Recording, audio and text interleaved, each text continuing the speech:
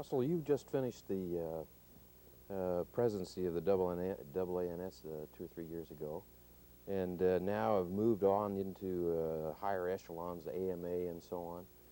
And in that role, what do you think is going to happen in neurosurgery and medicine and so on over the next few years? Where are we headed in all of this? The neurosurgery, I think, will be relatively untouched because I think it's a small specialty. It doesn't count for much of the healthcare dollar, and I don't think people worry too much about neurosurgery as far as access to healthcare is concerned, as far as cost is concerned. All of medicine is a different thing because we have, major problems. There are about 13% of the people are unemployed, and I think there's going to be a lot of concern about how to uninsured, how to insure them. I think there's going to be concern about how to pay for it, and that's going to lead to some kind of rationing of care. Now, how it's done, I don't know. In Canada, they do it by just not having MRIs or cardiac cath labs, and it's done that way in a lot of parts of the world. In England, you have waiting lists of 800,000 people for elective surgery. How that'll all be achieved here in this country, I have no idea, but I think the reason I'm interested in it is to try and see that in all the concerns about cost and access, we don't lose our, forget that it's the patient that ultimately we're mostly interested in. Mm-hmm. And the AMA is is the biggest medical organization, has an annual budget of about $150 million, and it seems that for a doctor to have some kind of influence on what's going to happen in healthcare in the next decade or so, that through the AMA is probably as a good way as any. And if we leave it just to, say, other people to do rather than ourselves, leave it to family practitioners or leave it to any one specialty, that maybe something will be missed. So I think it's important that somebody get involved with it. I found myself thrown into it. So here I am. It's interesting how an academic neurosurgeon trained in a classic way evolves in through all of this to socioeconomics and so on, and that's sort of where your career is headed, at least outside the operating room and outside patient care now, I guess. So in other organizations, are you doing the same kind of thing?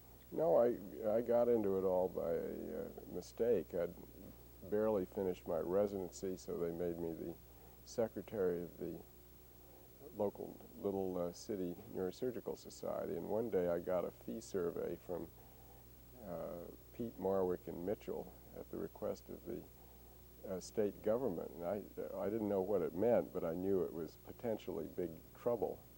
So I Xeroxed the thing, that got a pile of Xeroxes about 4 feet tall, and sent it to everybody I knew in the state, and that's where it started. Before I found out, I knew what happened, I was on committees, and I was meeting people like Ed Ames and Mel Greenberg and Don Stewart, and it just kind of flowed from there. You know, many people think that socioeconomics is really the domain of the private practice neurosurgeon, but here you are, an academic, as you said, in a little city organization. It turns out to be New York City, but then New York State and all of this, and you really were right in the thick of all of this in the very fast-moving socioeconomic era with legislation. Here you are now in New York, where so much is happening in our specialty. Yeah. Well, it affects us, too. We rely so much on big expenditures. I mean, the CAT scan was revolutionary, and if somebody had told me 3 or 4 years ago that the CAT scan was going to be obsolete, which it almost is now, it's been replaced by MRI except for emergencies or following a hydrocephalus or something like that, who would have believed it? And it costs so much, and now every institution is wondering, should they get a gamma knife or should they get PET scan and so forth. We depend on big bucks in our little field, and I think it's very important that we stay on top of how the dollars are spent. Yeah, it's you're involved in other things. I know World Federation is another thing. It's so you have a global picture of the same kind of problems in other countries. And is it the same in other developed countries? They have the same kind of problems? Yeah, with different sorts of solutions.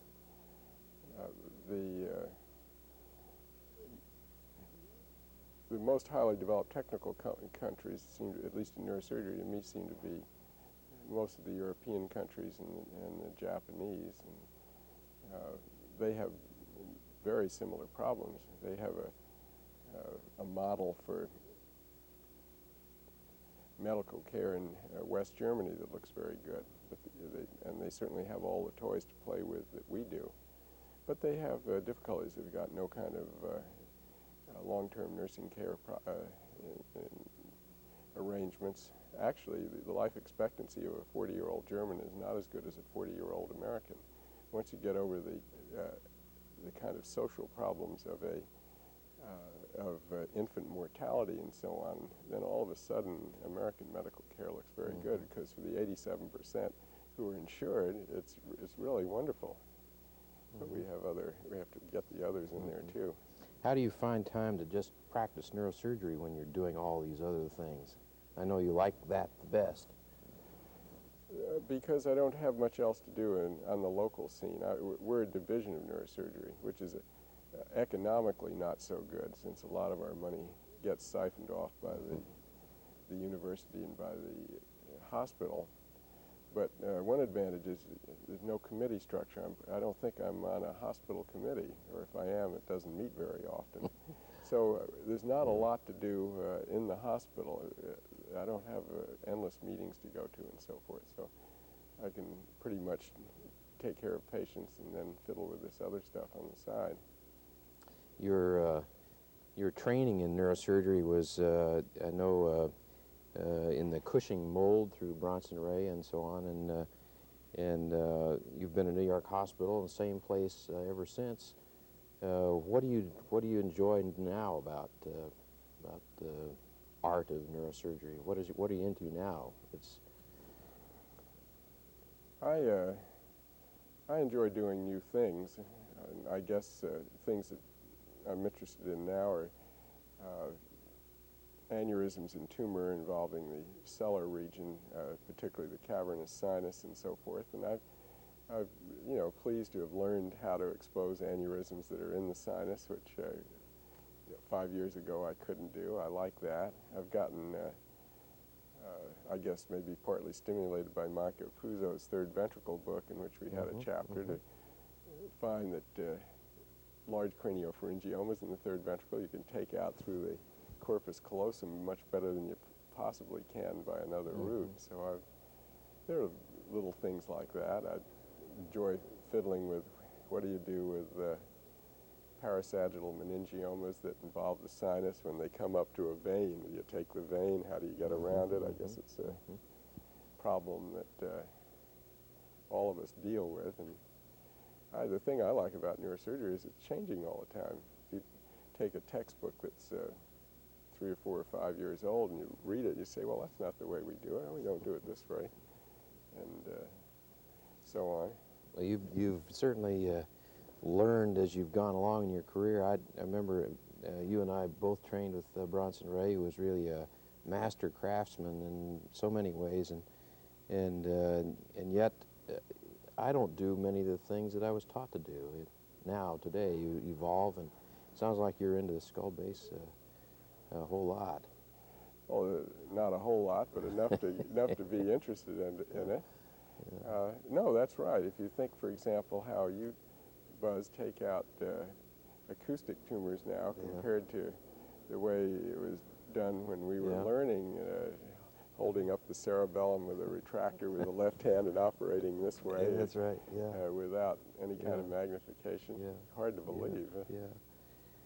Dr. Ray had a big influence on your life, I know. And tell me about what your remembrances of those training days and working with him as as a partner. Yeah, he was a very interesting personality, and I think that he's probably the reason I went into neurosurgery. Is I sort of I never could imagine being anything but a surgeon, but as I looked around the hospital at the various specialties, no question in my mind that Bronson stood out.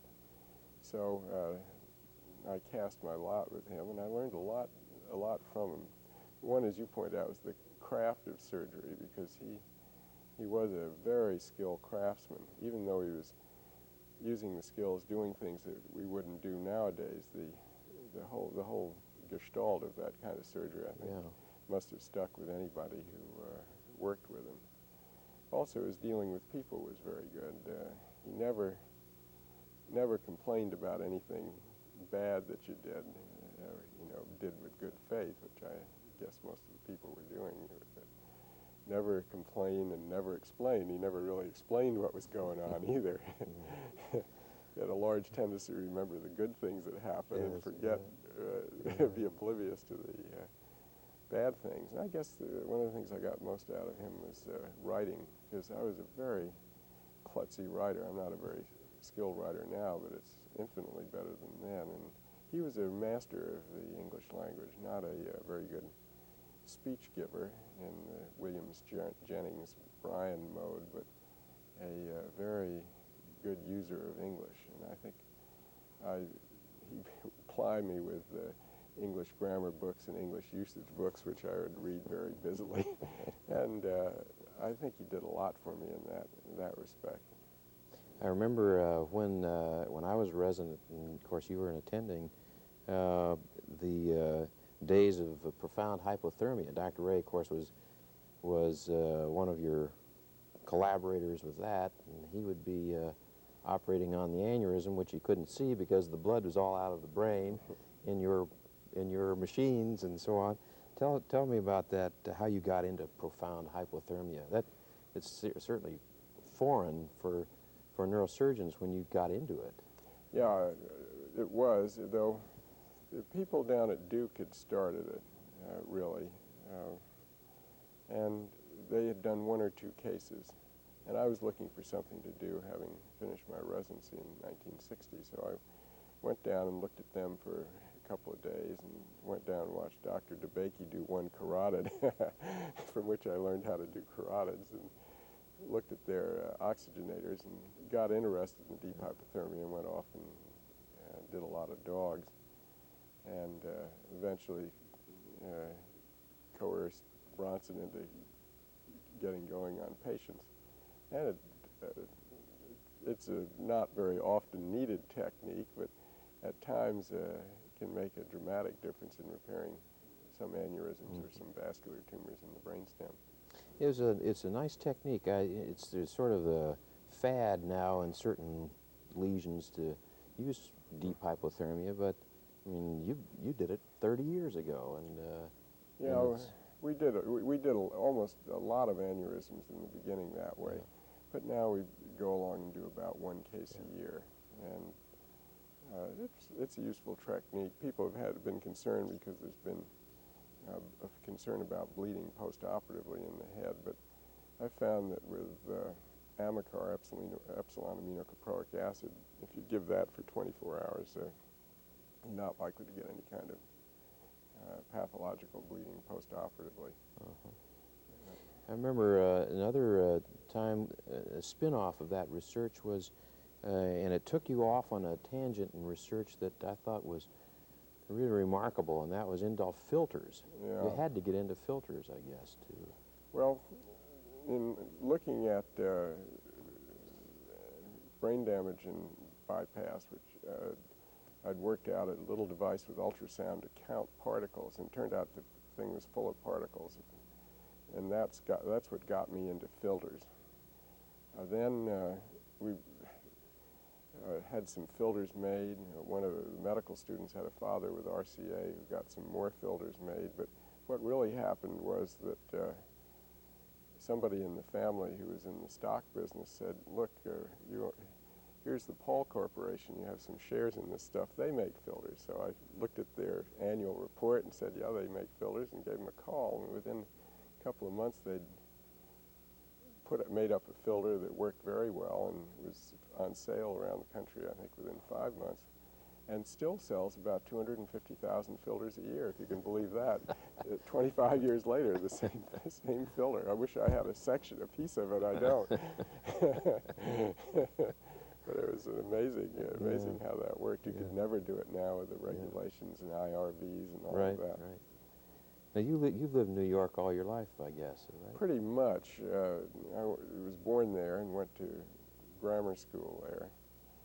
And then somewhere in the beginning of high school, World War II came along, and my father went to be chief of surgery at Letterman Hospital in San Francisco. So I tagged along and went to Menlo School in Menlo Park and then on to Stanford.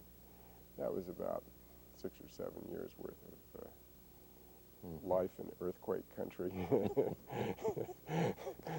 And then on from Stanford to Cornell. Yes, and I stayed there except for a 2-year hitch in the Army in the suburbs of Paris, which was wonderful. And that's why when a young person now drops out of college or finishes college and seems to disappear for a couple of years doing nothing, I don't feel badly about it at all, because in our day we all went into the Army for 2 years. Yeah. And now dropping out, I think, serves the same purpose as our Army time. Yeah. Julie has been a pillar of strength in your life, I know. Yeah, for sure. You met in France, and you both speak French, and her career has had its own real beauties too, hasn't it? Yeah, actually we met because her family bought my grandmother's house after my grandfather died, and I met her there, and after kind of 3 or 4 years of romance, on and off, we got married, and we were married in the same house, or had the wedding reception, same place my father and mother had it. Before that, it was a nice little bond between us,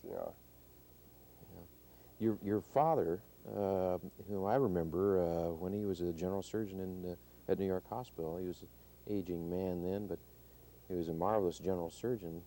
Did he influence your heading toward medicine? Oh, I suppose in a subliminal way, but it was certainly never any push to go into medicine. I don't know why I went into medicine. Stanford, I majored in biology, which I enjoyed. I spent a summer at the Hopkins Marine Station, which was a lot of fun, and did some research with an ancient physiologist, I remember, who had decided you could measure oxygen tension in blood by putting your finger into water, which would equilibrate with the finger, and that led to a whole bunch of little fiddly stuff that I thought was a lot of fun. I enjoyed it immensely.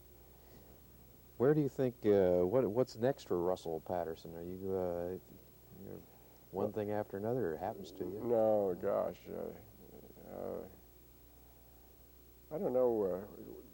The big decisions to make on the home front at Cornell. As you know, neurosurgery is a moneymaker for hospitals, and the hospital is very interested that we get bigger. We need more operating rooms if we're going to do that. We need more office space. We need more research laboratories. We're really jammed. We need more residents. We need a lot more support, more microscopes, and all that kind of thing. And if they really go through with that, it'll change the department. It's gotten bigger so steadily. With Bronson, you remember, it was very small. There was 2 or 3 residents, and the surgery would usually be finished by 1 or 2 o'clock, and you occupied your afternoons by doing angiograms and air studies. Of course, now it isn't like that at all. The thing just is crazy chaotic and goes full time. So it's a lot bigger, but I don't know. There's so many, whether we need something, like the Memphis program, which is huge, or Mayo's, which is huge. I think you can build a program almost as big as you want. It doesn't seem to be much of a difficulty. You hospitals, does your hospital eager to support all this growth and expansion in times of financial woes? Well, they look on us as a small positive cash flow. Yeah. When you look at our hospital, the neurosurgery makes money. I think cardiac does, but the numbers are very obscure. They have a burn center, which treats 1,000 burns a year. That's a big money maker. And I think it's too bad to get kind of pushed into this running for money when I think that's probably important from the hospital's perspective, but it isn't so much fun necessarily from the participants' side. I think neurosurgery is just an awful lot of fun. That's why so imagine being allowed to use all these high-tech toys and build model airplanes for a living. You have a nice working relationship with neurology at New York Hospital now. Yeah, fairly nice, no question about it. They're useful to us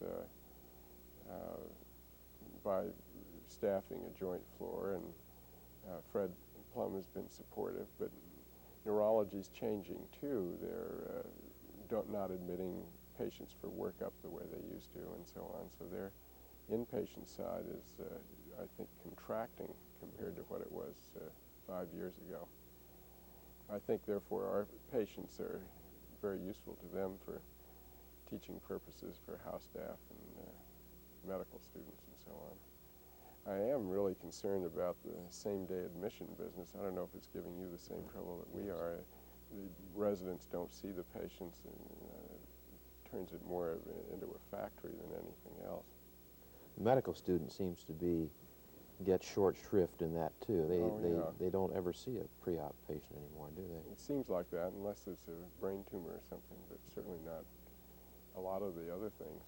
How are you coping with the turf battles that are traditional, like spine and neuroradiology and interventional, all these things that seem to be currently a problem? How do you cope with that? Well, traditionally around our place, nobody's really worried too much about that. Everybody's been busy enough that there hasn't been concern. The spine, well, there's a spine service in Hospital for Special Surgery. It's across the street. So they do their thing and we do our thing.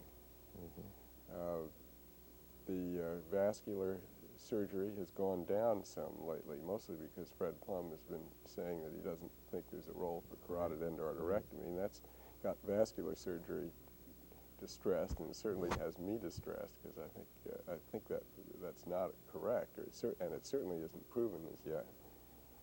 And so but their vascular and neurosurgery get along very well. We don't worry about each other or what we're doing. So I think, in my perspective, anybody who's trained to do it and is competent ought to be allowed to do it, and I wouldn't worry too much about the turf. As a program director, which you've been for many years and involved in boards and the board and so on, turf battles seem to be an important issue. Also in training, they're an important issue. How do you, as a program director in one of the really high-quality programs in the country, how do you foster sort of the junior faculty growth and development? That's a real struggle for me, and I don't know if it is for you. I don't know how to do that. I think that's very difficult. I think as best you can, people who spend most of the time in research need some kind of reward that's similar to what a clinician makes. Otherwise, you're saying that the clinical work is what's important, because those are the people who get rewarded the most, and I think that's wrong. We're in an odd position, being a division of surgery, in that we don't really have complete control of how the funds are expended, because then I think it'd be easier for me to show that to people by redistribution of funds within reason, in a way that would reward the laboratory work. I don't know what's important for a young person. I think I think it's nice to have something that they can investigate. I think that's good. I think it pays for them to travel around and see things. God, Buzz, you were the biggest traveler I ever saw in my life. And I don't think you bought a new pair of shoes for years without telephoning 10 or 15 people about whether it should be brown or black or loafers or laces or whatever. And I think that's very useful. And you went to a lot of different laboratories. You always had a project going. You involved everybody, got everybody worrying about what you're doing, and so on. I think your model is about as good as any I know. Also, I think young people tend to, a lot of them, I guess, finish training with a substantial debt load. And it's a little hard to say to them, don't worry where you are when you're 33. You got to think about where are you when you're 39 and for the rest of your life thereafter. Right. Yeah. But if the fellow's sitting there with the interest rates and various kinds of loans piling up on them, it's pretty hard to, it's hard for them to have that perspective sometimes. You know, you've done a lot of other interesting things besides neurosurgery, like your fly and so on. How'd you ever get into that? Julie's brother, or both of them, had little airplanes when I finished my training. And when I finished my training, there was nothing but the laboratory. I got to say that was the way it was. But I thought it was nice, and we took flying lessons at that time, and then rented an airplane, and eventually we bought a little airplane, and then we got some land up in Vermont, and the airplane kind of made it possible to get to Vermont on a Saturday afternoon, and Vermont gave a good reason to have an airplane, so the whole thing kind of fitted in. And then as I got busier in medical meetings, I found you could deduct some of the airplane by flying to meetings and so on. So it's been a very pleasant diversion. I enjoy the flying a great deal. I've had the opportunity to fly with you in a few rainstorms, Russell, and I know it's very exciting to fly with you. Well, hopefully we dodge as many of those as possible. Yeah, I've also admired in your own apartment the art collection you have, and it's fantastic. How did you fall into that? I guess that I'd always been interested in art because New York has a lot of museums. We always live close to the Metropolitan Museum of Art, and I used to go there a lot. I guess the kind of the turning point, though, was when I was in medical school. I read a book put out by the Modern Museum on Henri Matisse. And I was very struck by that, and soon thereafter went to France, saw some of the paintings, and always made a goal for me to see what was going on in modern art. And then after Julian and I got married, we didn't do very much, and whatever spare change we had, we put into paintings, and not lithos or anything. We mostly got oil on canvas and so on of some well-known painters like Jackson Pollock, Franz Kline, de Kooning, so on, and probably through dumb luck turned out to be the smartest things we ever did, because they've gotten so valuable. But it's hard to even think about selling them. Children get very irritated if we do. I guess they wait for us to join the celestial choir before and then sell them or something like that. Yeah, I remember when you gave a presidential address to the Academy, and it was one of the more inspiring addresses I ever heard. It was a peculiar topic, I thought, for an Academy of Neurosurgeons to hear, and it was about boxing. And around that time, boxing and sort of head protection and ban boxing and get rid of boxing was really a hot issue, and a lot of neurosurgeons sort of lined up behind that issue. And then you gave this presidential address, and I expected that you would come out with the message that boxing was bad and the brain was being injured, and we should align ourselves behind the protest and so on. And you gave an interesting address that day. I'd always had a vague interest in boxing because my father was interested in boxing. He went to 25 or 30 heavyweight championship fights, so I would listen to the boxing matches and Joe Louis on the radio when I was a youngster, but I never really thought about it very much until somebody in the AANS wanted to put in a resolution to the AMA to investigate the effects of boxing on the head, and that kind of triggered the AMA into action and got a big debate going. As I saw the debate, though, it was a bunch of people saying that we're well educated and we understand these things, and you boxers are rather dumb and ignorant, and you're being exploited, and therefore you don't have a right to make a decision about whether you want to box or not. We know it's not good for you. We also know it's brutal and uncivilized.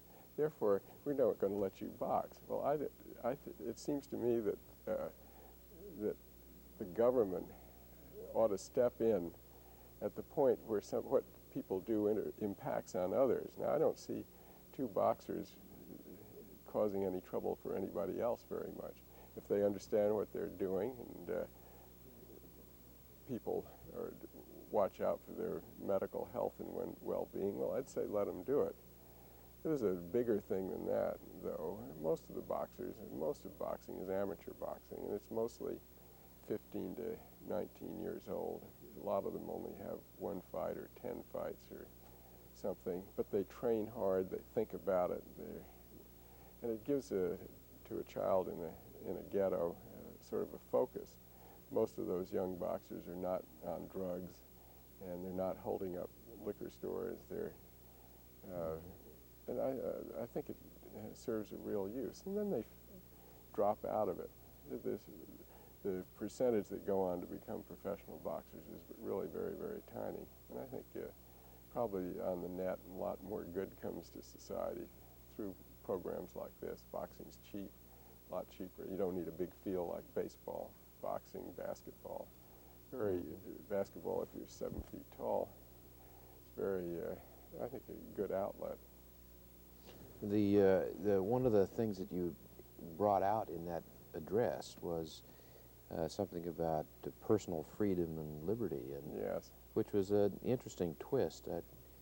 You recall your thoughts about? Well, I think there's a long line of logic, starting with Jeremy Bentham and going through John Stuart Mill, that insofar as possible, individuals should be allowed to decide what they want to do and when they want to do it and where they want to do it. That the only limit on individual freedom should be when it interferes with somebody else's freedom. Somebody once said that freedom for the pike is death for the minnow. But I guess there is a limit. There is a limit there. But I feel the same way in things like gun control, which I think irritates Julie a little bit. I'm really very much of a libertarian as long as it doesn't impact on other people. Well, I think that maybe, is that enough? Yeah, that's enough. We ended on a high point, high ground.